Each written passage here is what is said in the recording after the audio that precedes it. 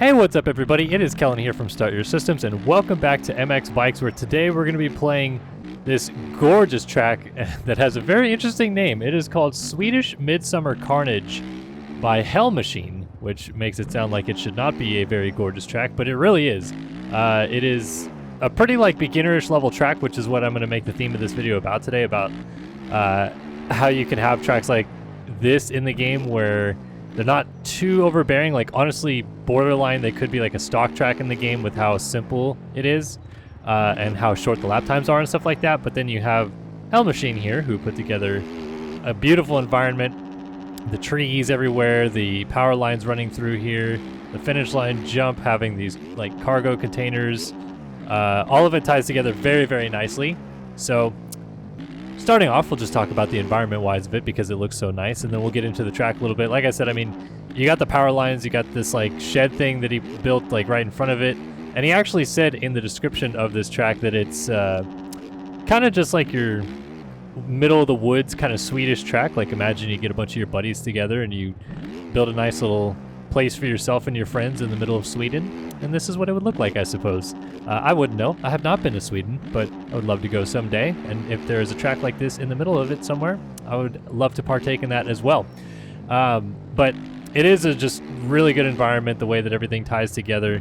I love when they do environments that look like they could be realistic, and I really do feel like this could be a real track. Like, it almost has a Washougal vibe to it because it's just a lot of tall trees everywhere and then a power line running right through the middle of it, which Washougal has pretty much the exact same thing with the power line at the top of the hill on the road jump. Kind of feels like that a little bit, but yeah, really nicely tied together with the environment into what is really just a good, simple track. Like, lap times just under a minute, so in that way it feels maybe like too short of a track. But what I love about tracks like these, and I wish we could see maybe more of them run or used in race series in bikes and or sim still, is it feels very local cross track. Like, this feels very much like a Next Friday MX type of track that was really popular in MX Simulator for a long time.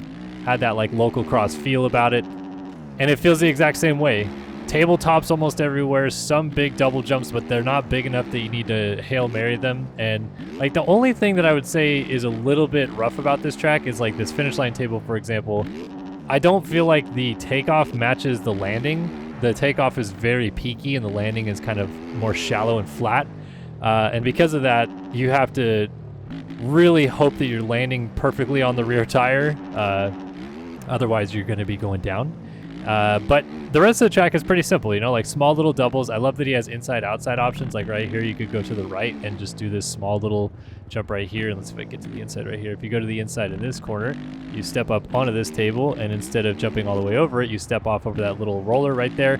So options as well. Like, he didn't just leave it as a very typical standard track with some tables and some doubles. Like, he presented some actually viable options that work and tie the track very nicely in together. So kudos all around. Like, it has a 4.9 out of 5-star rating on MXB mods, and I think it deserves that and maybe more. Like, this is close to a 5-star track in terms of a local cross style track that you can get, in my opinion.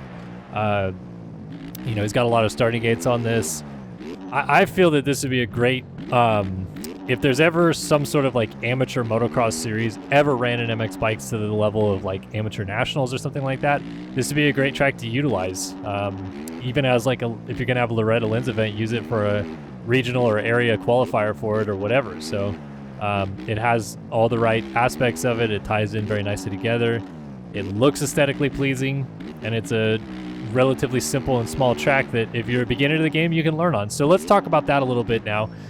Because I do have people that, you know, hit me up from time to time and say, like, you know, bikes is easier than sim. I agree. At least in terms of a learning curve. I feel like there's more assists and stuff like that that can help you on MX bikes. But for me, I come from sim. So sim to me feels a little bit easier and a little bit more natural. And this has been a tough transition for me to get used to being halfway decent good at bikes. Not even like just, you know, moderately okay. Like, it's taken me a little while to get comfortable enough to where I feel like I can say that I'm even an MX Bikes player.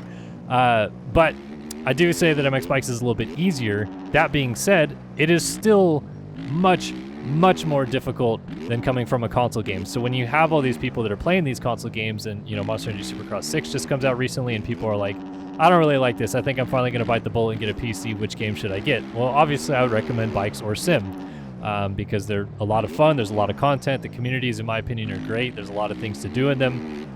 And so if you have a game like MX Bikes, I think that you have to have these baseline tracks like this on some shape or form, beyond just the stock tracks, beyond just MXB Club, beyond Forest, beyond even like the stock Supercross tracks, which are obviously a little bit easier than the aerial Supercross tracks. You need something to entice these new players and not get them too discouraged that the game is too hard for them to learn or anything like that. And I feel like this track would be perfect for that. Like, this is the type of track you should show people that are learning the game, to be like, look how fun and easy and not, I guess overbearing the game is. Like, it almost feels that people come from those console games, and the reason they shut these games off in such a hurry is because it's kind of daunting, like, to learn how to install everything in the games, to learn how to not only play the games, but understand where to go in the games, where you get these mods from, where you join online servers at. All these things like that can be a little bit much sometimes.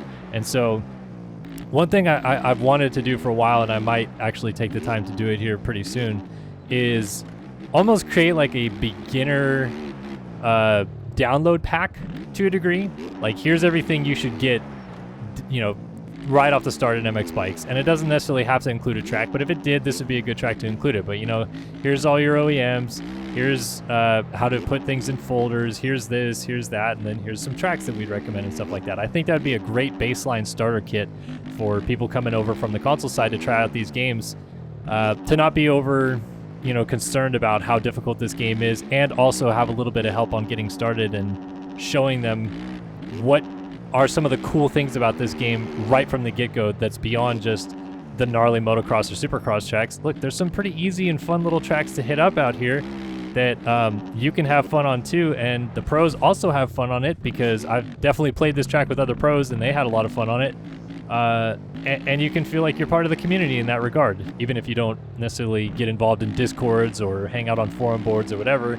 You still have a little, easy download pack like that. So I think that's needed in every community, not just the motocross gaming communities, but specifically this one, because it's such a hard game, and it's such a niche market as well. Like, if you can get even a few people to stick, it helps a ton. So that'd be something that I would not only just say that I should do myself and work on from the SYS side, and we'll get something out like that, but I would say, as like almost call to action for the rest of the MX Bikes community, think about that sometimes. Think about that not everybody learns a game as quickly as you do, or understands the sciences behind how to work a computer as fast as you might, or whatever. And if you're trying to entice new players to the game, sometimes even just like a simple guide to the top 5 beginner tracks or something like that could be huge to get people to not put this game back down, not refund it, keep it, continue playing, and then our player base grows because you keep those early players who were maybe discouraged that stick around a little bit longer to see what this game is more about, and then when they become more comfortable and feel a little bit better on these tracks, then they're not running the other direction right away, and they stick around and they download the supercross tracks, and they download the gnarly motocross tracks, and all those other things like that. So but I mean, that's just my opinion of it. I would love to hear what you guys have to say in the comment section below about the idea of starter packs for these games, basically, because the one thing about MX Bikes and MX Sim, and really any PC game, even if you think of like iRacing, which is pretty well intuitive because the devs of the game really give you a solid base of what you should be driving to start. You shouldn't jump right into an Indy car. You should maybe start in the Miata or something like that. Even that can be a little bit like, where do I go from here? Like, what is a good next step? And not everybody that picks up MX Bikes is going to go from playing it once or twice to racing the aerial supercross series, which we talk about, and from our esports side of it, we show it a little bit more often. But just simple stuff like this can be a big step forward in the right direction for building a player base, in my opinion. So like I said, I'd love to know what you guys have to think about that, and I'd love to know what you guys think of this track, because like I said, I'm having a lot of fun on it. It's very simple and easy to get the hang of. Even for me, who kind of sucks at MX Bikes, you can see I'm able to turn pretty consistent laps. I'm able to throw little whips here and there. Even once in a while, just uncork a big upside down whip off of that guy and somehow still land it.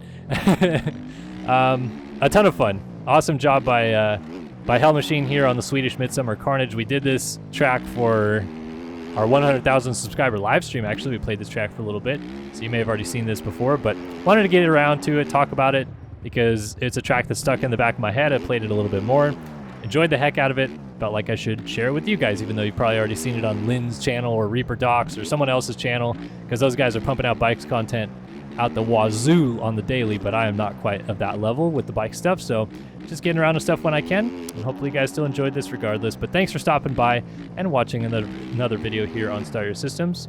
My name is Kellen, and I'll see you guys in the next one. So long for now.